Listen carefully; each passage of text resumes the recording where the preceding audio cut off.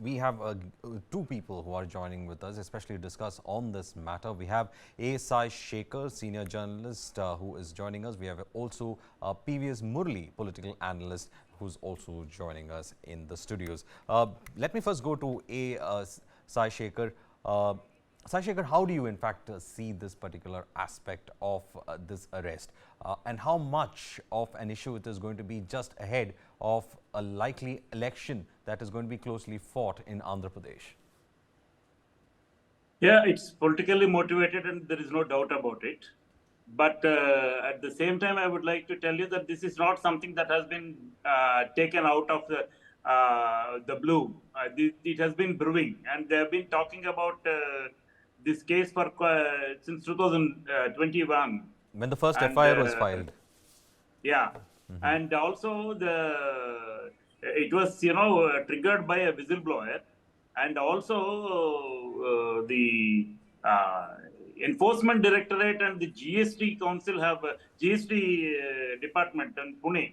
They are the first ones to detect some 241 crore unpaid amounts in the GST returns, and that is where everything, the blue got the lid on the bottle was blown off, and the whole thing came out at that point in time. But yeah, it is politics, and leveling charges of corruption on each other has been there in Andhra Pradesh. Perhaps that's not exclusive to Andhra Pradesh alone, and across India, you can see many cases happening like that. Even Narendra Modi government was also charged with favoring Adani. So the trading of charges, corruption charges on both sides is not new. National Herald case, everything is politically motivated. And Chandrababu Naidu's arrest has actually surprised me, because I thought, Jagan Reddy would go in a very politically calculated manner, in which he might not arrest Chandrababu Naidu and fetch undue sympathy for him.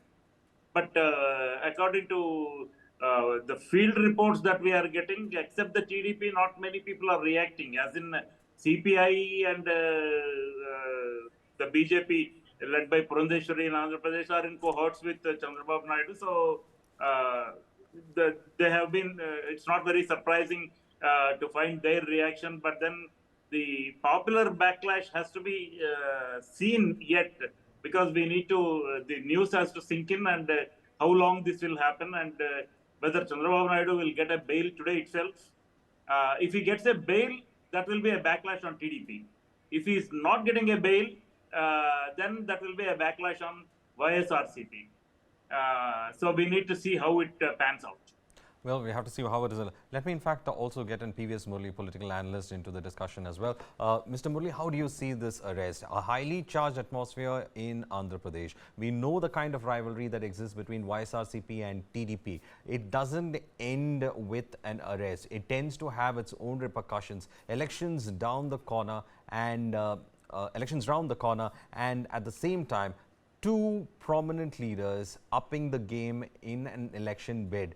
Arrest, as Mr. Shekhar was saying, is it possible of a huge sympathy wave that we could look at for Chandrababu Naidu? See, let me put it this way, before talking about whether would there be a sympathy wave or not.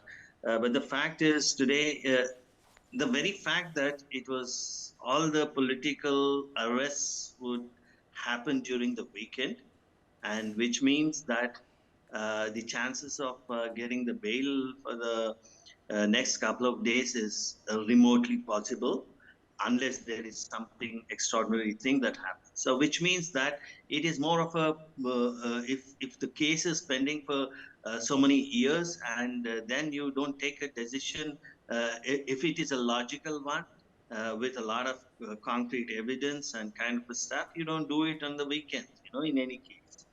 Now that's point one, where unless the needle of suspicion moves towards the political vendetta. That's point one. Point two is, I think as the report says that there is no mention of Mr. Chandrababu Naidu in the FIR. So I have no reason why there is any local stand-by in arresting him. That's point two. Point three is that if there is a strong evidence, then it should have been portrayed to the accused, and if that is the right word to use, and then I think the story would have been logically and conclusive.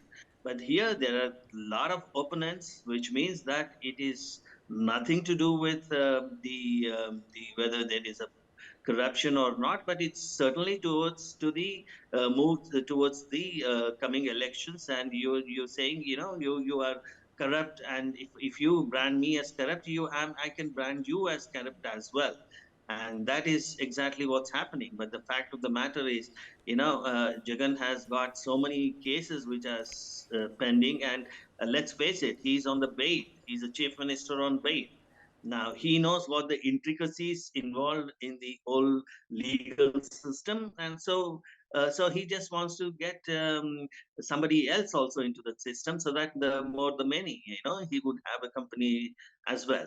Now that's besides the point. And then answering your question whether there would be a sympathy wave, I think, it's more than the sympathy. It's more of a strategic thing. I don't think Jagan would have taken this decision without assessing the kind of repercussions that he would get it, and he would have probably taken a decision that there would not be any sympathy and kind of a stuff. But then the very fact that today, going forward, uh, although today Jagan is more or less supporting the BJP at the center for various bills to be passed, but then over the period of time in the next few months, there will be a kind of an alliance, Gadbandhan, what as they call it, between the three trio of TDP, Jansena, and BJP. If that happens, then the story would be different anyway. So the sympathy factor would not be in a position there, because it's more of a who's a big corrupt guy in the whole system. So that's where it ends. And I answering your question directly, I'm not too sure if there would be any sympathy wave, because it's not necessary to have sympathy wave for TDP.